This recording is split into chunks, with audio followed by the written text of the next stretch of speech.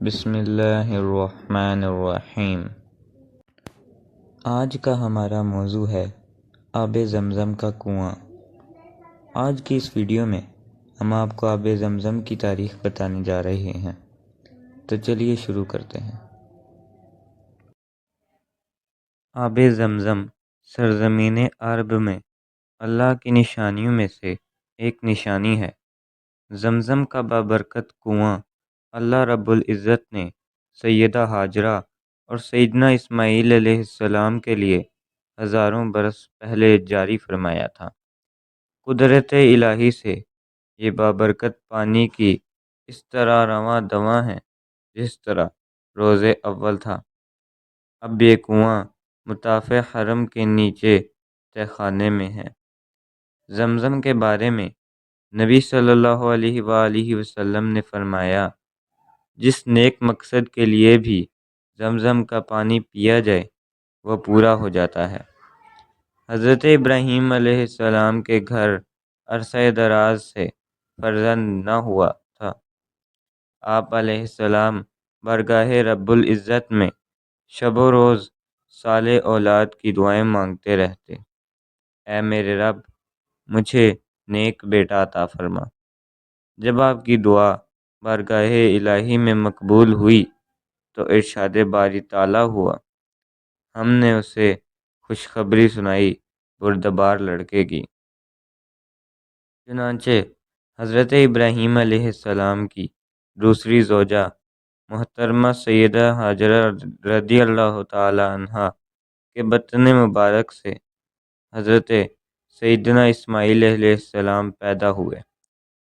حضرت ابراہیم علیہ السلام رضائے الہی کے مطابق اپنی زوجہ حضرت ہاجرہ اور شیر خوار حضرت اسماعیل علیہ السلام کو لے حضرت ابراہیم علیہ السلام رضائے الہی کے مطابق اپنی زوجہ حضرت ہاجرہ اور شیر خوار حضرت اسماعیل علیہ السلام کو لیے اس غیر آباد مقام پر چھوڑ آئے جہاں آج خانہ کعبہ ہے۔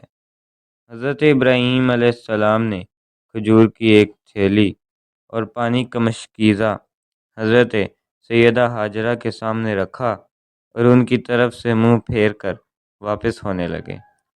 جب حضرت ابراہیم علیہ السلام وہاں سے رخصت ہونے لگے تو حضرت ہاجرہ نے پوچھا، آپ ہمیں ایسے میدان میں چھوڑ کر جہاں نہ کوئی مددگار ہے اور نہ کوئی رزق؟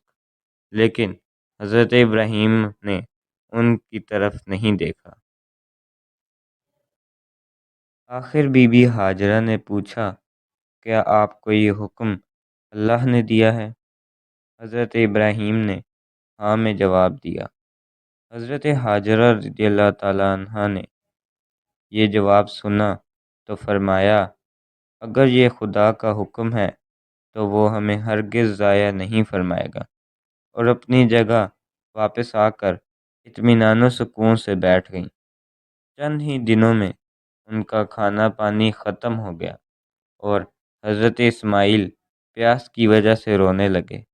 ان کی والدہ ہاجرہ پانی کی تلاش میں ادھر ادھر بھاگنے لگیں اور ساتھ ہی خدا سے مدد کے لیے دعائیں کرنے لگیں۔ پانی کی تلاش میں انہوں نے صفا اور مروہ کی پہاڑیوں کے درمیان 7 مرتبہ چکر لگائے۔ صحیح بخاری میں روایت ہے کہ آپ کو کوہ مروہ پر فرشتہ جبرائیل دکھے۔ جب انہوں نے اپنی ایڑی زمین پر ماری تو وہاں سے پانی چشمے کی طرح بہنے لگا۔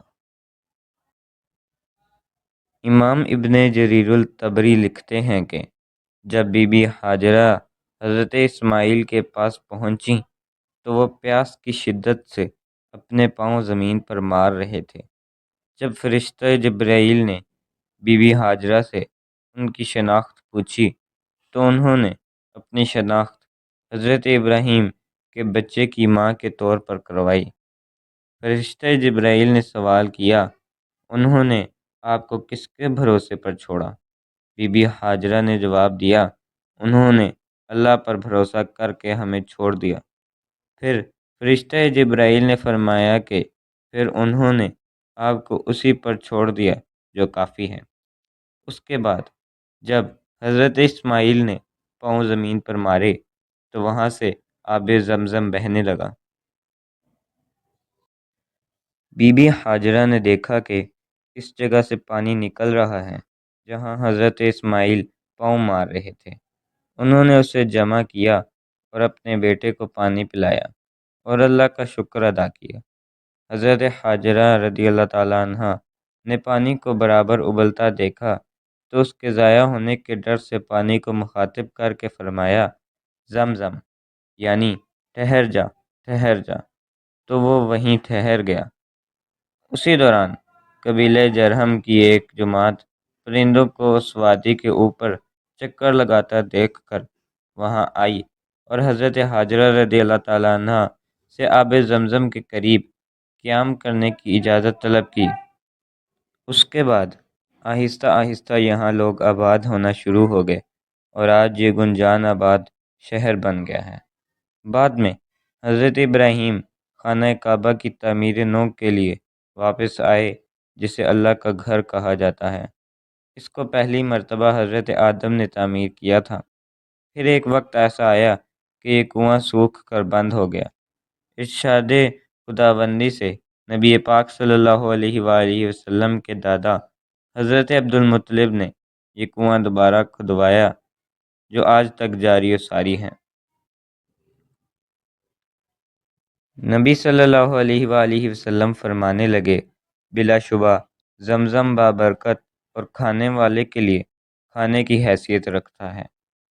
زمزم کا پانی حضرت ابراہیم علیہ السلام اور حضرت ہاجرہ علیہ السلام کے شیرخوار بیٹے حضرت اسماعیل علیہ السلام کی پیاس بجھانے کے بہانے اللہ تعالیٰ نے تقریباً 4000 سال قبل ایک معجزے کی صورت میں مکہ مکرمہ کے بے آب و گیا راستے میں جاری کیا۔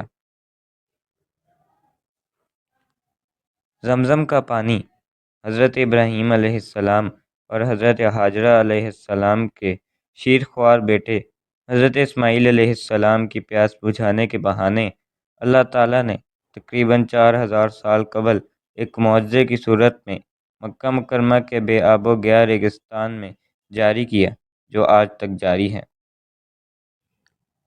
چاہے زمزم مسجد حرام میں خانہ کعبہ کے جنوب مشرق میں تقریباً 21 میٹر کے فاصلے پر تہ خانے میں واقع ہے۔ یہ کنواں وقت کے ساتھ سوکھ گیا تھا۔